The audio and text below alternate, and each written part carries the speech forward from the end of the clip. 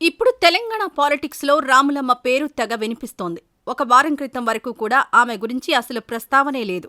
కానీ ఎప్పుడైతే తెలంగాణ కాంగ్రెస్ ఇన్ఛార్జ్ మీనాక్షి నటరాజన్ వచ్చి రాములమ్మ గురించి ఆరా తీశారో అప్పట్నుంచి సోషల్ మీడియాలో మొత్తం విజయశాంతి ట్రెండింగ్ అవుతూ కనిపిస్తోంది.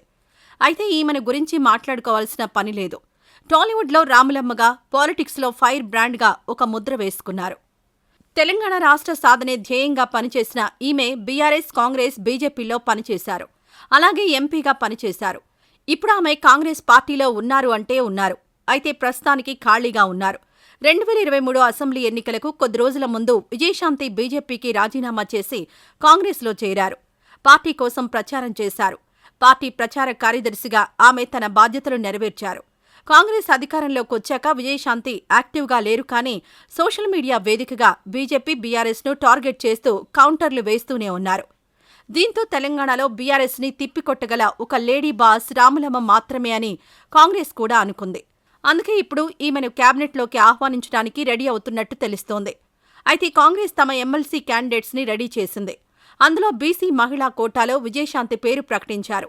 విజయశాంతికి ఎమ్మెల్సీ టికెట్ ఇవ్వడమే కాకుండా క్యాబినెట్లో హోంమంత్రిగా తీసుకోబోతున్నారనే టాక్ కూడా వినిపిస్తోంది.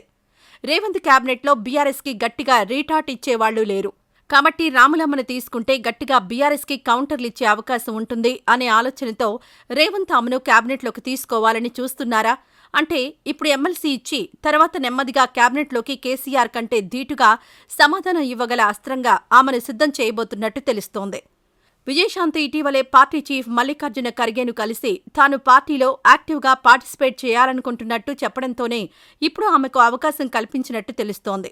విజయశాంతి పార్టీలో చేరేటప్పుడు ఆమెకు నాటి పార్టీ రాష్ట్ర వ్యవహారాల ఇన్ఛార్జ్ ఠాక్రే తనకిచ్చిన హామీ మేరకు ఖర్గే, కేసీ వేణుగోపాల్, మీనాక్షి నటరాజన్ అంతా మాట్లాడుకొని పార్టీతో పాటు ప్రభుత్వంలోనూ రాములమ్మకు అవకాశం ఇవ్వాలని డిసైడ్ అయినట్లు తెలుస్తోంది. అలాగే త్వరలో జరిగే మంత్రివర్గ విస్తరణలో విజయశాంతికి అవకాశం దక్కనున్నట్లు ఢిల్లీ ముఖ్య నేతలు చెబుతున్నారు. ఏదేమైనా కాంగ్రెస్ నుంచి లేడీ రాములమ్మ రాబోయే రోజుల్లో చక్రం తిప్పబోతోందన్న విషయం అర్థమవుతోంది.